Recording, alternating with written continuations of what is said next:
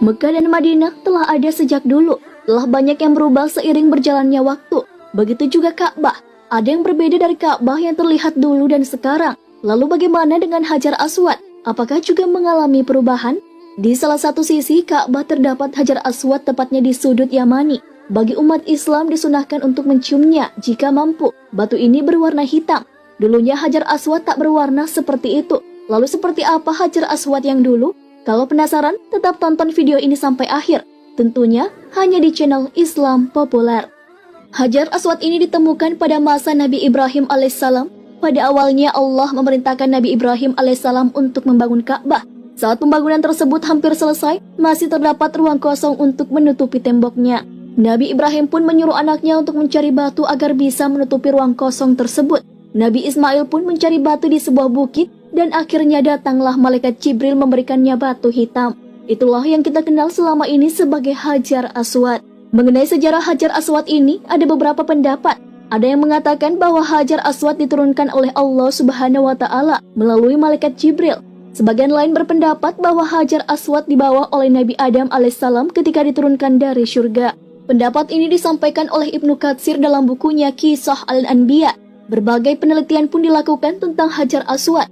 Dilansir dari spiritmuslim.co.id, Hajar Aswad bukanlah termasuk bebatuan bumi, melainkan batu luar angkasa yang menyerupai meteor. Hajar Aswad memiliki komposisi kimiawi dan mineral tersendiri yang berbeda dari meteor. Penelitian ini sontak membuat penelitinya, Richard Burton, memeluk Islam. Pendapat lain yang menyatakan bahwa Hajar Aswad adalah batuan meteorit adalah Elizabeth Thompson. Ia adalah seorang geologi asal Swedia. Dalam penelitian yang dilakukan, Thompson melakukan pendekatan tak langsung, yakni menegakkan dugaan bahwa Hajar Aswad kemungkinan besar merupakan batuan yang dibentuk karena suatu proses tumbukan benda langit, yaitu proses jatuhnya meteorit besar dengan kecepatan yang sangat tinggi, yang diikuti dengan pelepasan energi yang sangat besar, sehingga menyamai kuantitas energi yang dilepaskan dalam peristiwa ledakan nuklir. Banyak perbedaan pendapat mengenai asal-usul Hajar Aswad dari berbagai penelitian. Persamaan dari penelitian-penelitian tersebut adalah bahan-bahan yang terkandung dalam Hajar Aswad memiliki komposisi yang unik. Unsur-unsur yang terkandung dalam Hajar Aswad tidak ada yang mirip dengan bebatuan yang ada di bumi, sehingga peneliti beranggapan bahwa Hajar Aswad adalah jenis batuan meteor. Namun anehnya jika membandingkan Hajar Aswad dan batuan meteorit yang berhasil ditemukan saat ini, komposisi Hajar Aswad pun tetap berbeda dengan batuan meteorit yang ada. Banyak orang yang mengistimewakan Hajar Aswad. Mereka berusaha untuk mencium Hajar Aswad ini. Tidak ada unsur syirik ketika mencium Hajar Aswad. Menciumnya adalah sunnah Rasulullah SAW. Hal ini sesuai dengan perkataan Umar bin Khattab. Sesungguhnya saya tahu bahwa kamu itu hanya sebongkah batu yang tidak bisa mendatangkan manfaat, juga tidak bisa mendatangkan bahaya. Kalau bukan karena saya melihat Rasulullah SAW menciummu, maka saya tidak akan menciummu. Hadis riwayat Bukhari dan Muslim. Hajar Aswad akan bersaksi di hari kiamat nanti tentang siapa yang menyentuhnya. Hal itu sesuai dengan hadis. Dari Ibnu Abbas, ia berkata bahwa Rasulullah SAW bersabda mengenai Hajar Aswad, demi Allah, Allah akan mengutus batu tersebut pada hari kiamat, dan ia memiliki dua mata yang bisa melihat, memiliki lisan yang bisa berbicara, dan akan menjadi saksi bagi siapa yang benar-benar menyentuhnya. Hadis riwayat Tirmizi. Saking mulianya batu ini bahkan pernah dicuri ketika tahun 317 Hijriah. Seorang laki-laki Romawi juga pernah mencangkulnya. Pernah pula seorang laki-laki Afghanistan mencungkil pecahan Hajar Aswad dan mencuri potongan kain kiswa serta sepotong perak pada tangga Ka'bah. Penjaga masjid itu akhirnya mengetahui perbuatan itu kemudian menangkapnya. Pria itu pun dihukum mati, kemudian dilakukanlah perekatan Hajar Aswad. Kini Hajar Aswad tak lagi utuh. Hajar Aswad hanya tersisa 8 butir batu kecil sebesar batu kurma. Tidak semua yang ada dalam bingkai tersebut adalah Hajar Aswad. Butiran Hajar Aswad yang sebenarnya adalah tepat berada di tengah bingkai yang terbuat dari perak. Hajar Aswad berwarna hitam. Itulah yang kita ketahui tentang batu dari surga tersebut.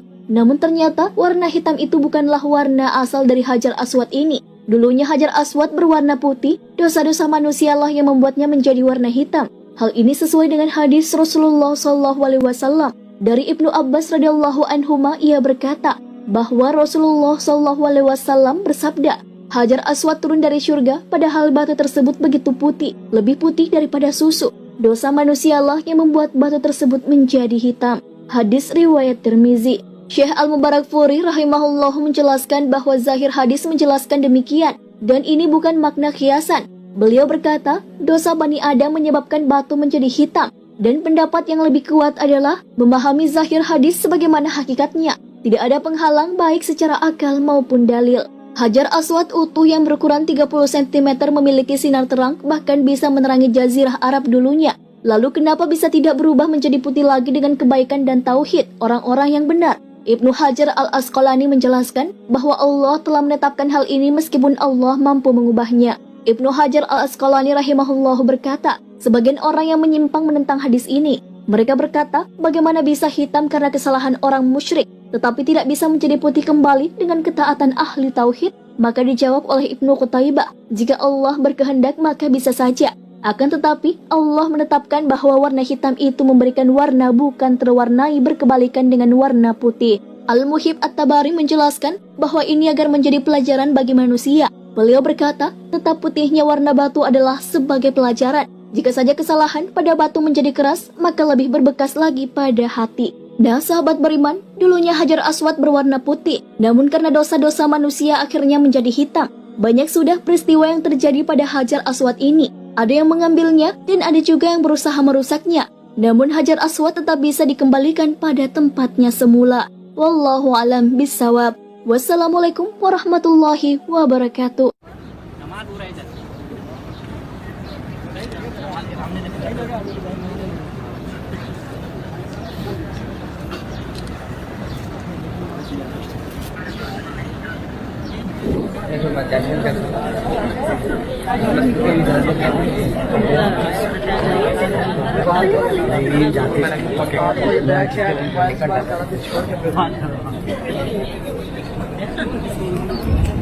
Assalamualaikum sahabat Haramain. Alhamdulillah, ba'da asar di pelataran tempat tawaf di depan Ka'bah.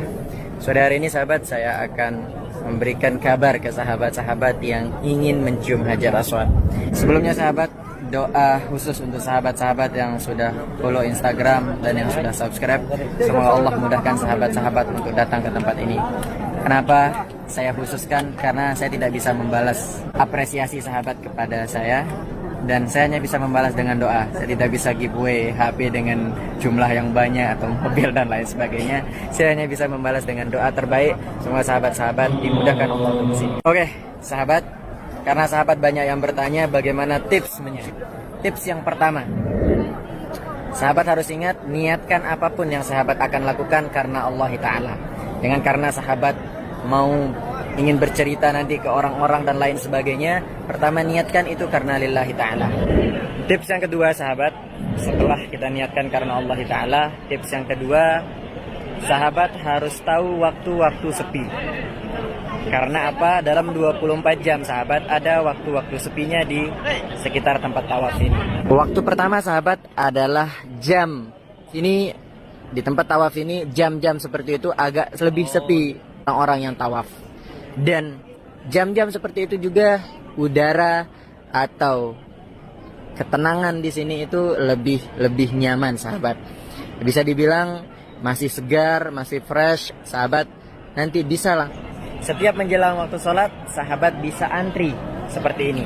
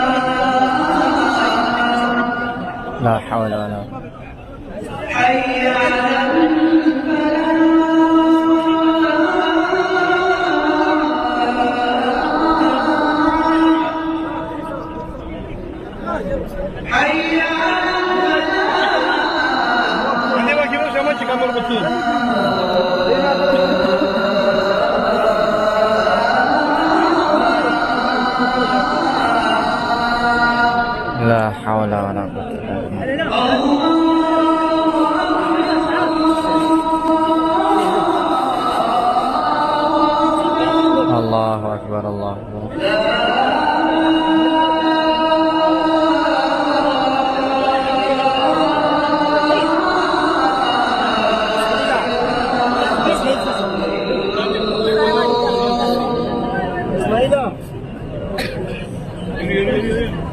Allahu Akbar. Kita salatul qaim di sini. Syaraf terjadi. Sahabat bisa antri seperti tadi, bisa antri, ingat 5 atau 10 menit ya, menjelang waktu sholat di kawasan Ka'bah ini akan dibersihkan terlebih dahulu. Dibersihkan, kemudian ada saf-saf pertama, dan sahabat-sahabat bisa antri dari bagian antara Rukun Yamani dan Hajar Aswad tersebut.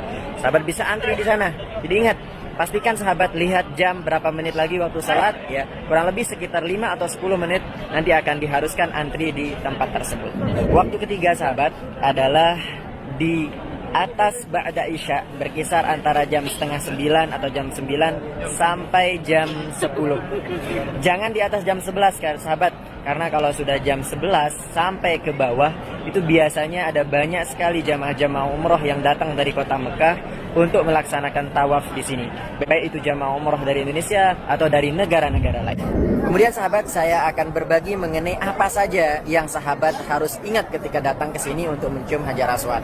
Jangan sampai sahabat salah, jangan sampai sahabat nanti ada yang kehilangan dan lain sebagainya. Sambil kita duduk sahabat, yang pertama sahabat jangan membawa tas.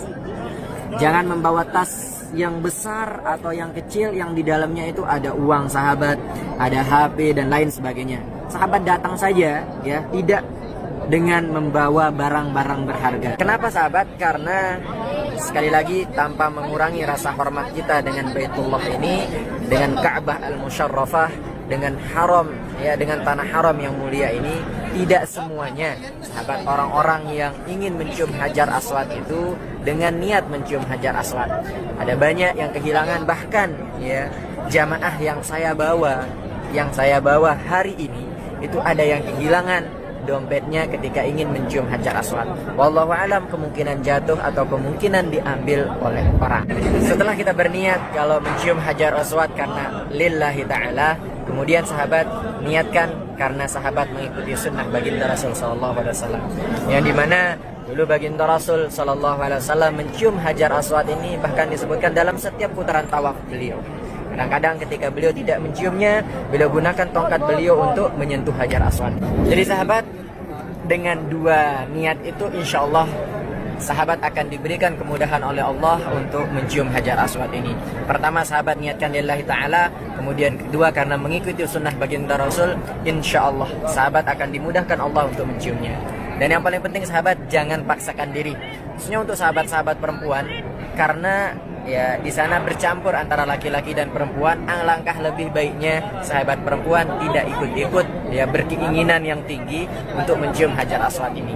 Akan lebih baik kalau mungkin sahabat perempuan tawaf sunnah saja ya, dan sahabat-sahabat perempuan mengerjakan amalan-amalan sunnah yang lainnya, misalnya masuk Hijr Ismail, sholat di belakang Maqam Ibrahim dan lain sebagainya. Ya, akhir dari vlog ini seperti biasa, doa dan harapan semoga sahabat-sahabat yang sudah subscribe, yang sudah follow Instagram saya, Allah mudahkan sahabat-sahabat untuk datang ke tempat ini.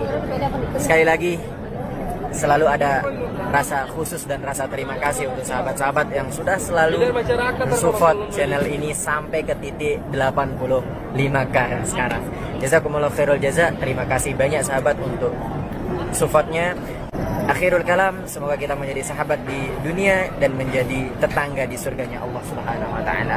Assalamualaikum warahmatullahi wabarakatuh. Hai, assalamualaikum akhi. Alhamdulillah barusan saya bisa sukses mencium Hajar Aswad. Awalnya saya perhatikan karena memang agak sepi dan kelihatannya memungkinkan. Saya iseng-iseng mencoba saja, tapi alhamdulillah berakhir dengan sukses. Nah, seperti apa perjuangan usaha saya untuk mencium Hajar Aswad? Silahkan tonton video ini sampai selesai. Antrian untuk bisa mencium Hajar Aswad.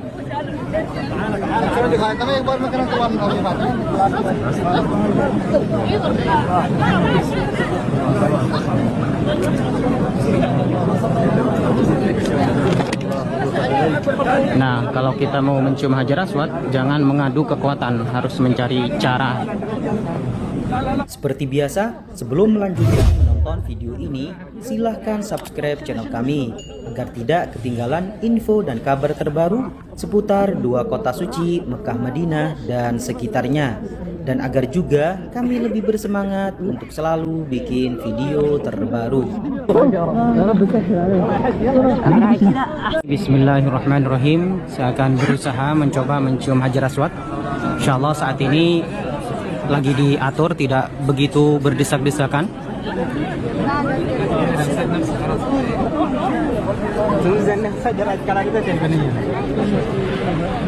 لا لغايه دلوقتي لا. يا رب نطلع، يا رب نطلع بيها بسلام يا رب. خش ايدك انت من على البتاعه دي عشان ما حد يزقها. اهم انت بس ما بالراحه. لا لا لا ايه ده؟ لا دي ساعه صغيره خبر. انا زي الفل. انا كنت زيك كده وقلت وصلنا. مين اللي هنا؟ مين اللي يا عم الحاج انت؟ يا عم ما وصلتش دراعك يا عم. اطلع اطلع فوق. حمتي لا لا اطلع اطلع شد ها اطلع اطلع اطلع اطلع. Ini lewat antri nggak bisa. Saya coba lewat dari sebelah pinggir para perempuan.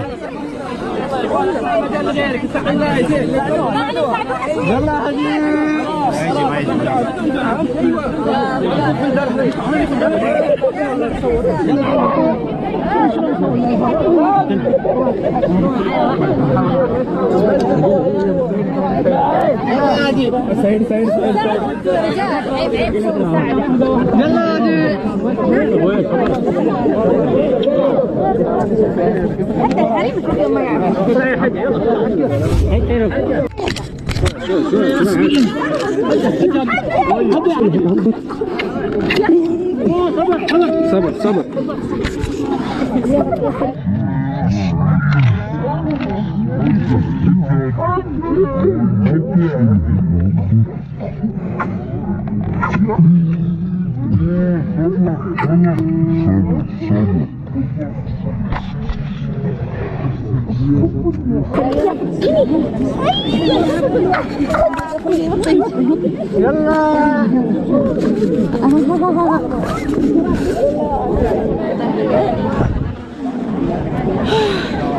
Alhamdulillah, alhamdulillah ya Allah.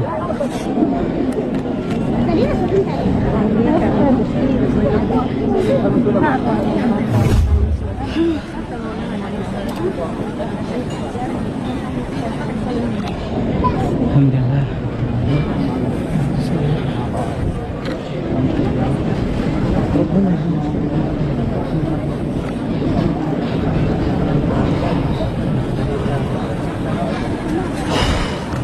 Alhamdulillah.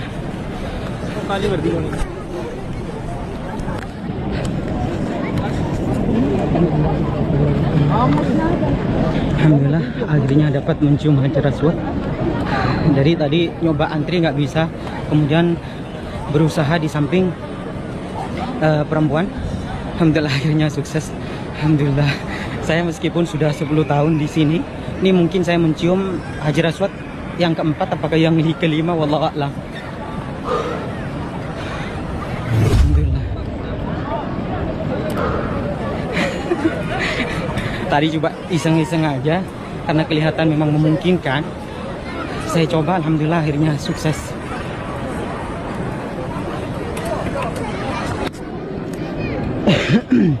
Saya mau bernafas dulu.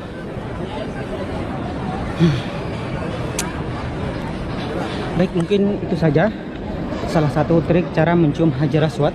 Jadi kalau berusaha di samping laki-laki, tentu kita mungkin nggak akan kuat. Jadi lebih baiknya antara laki-laki dan perempuan berusaha dari tempat tersebut. Insya Allah akan sukses seperti yang sudah saya contohkan, saya coba barusan ya.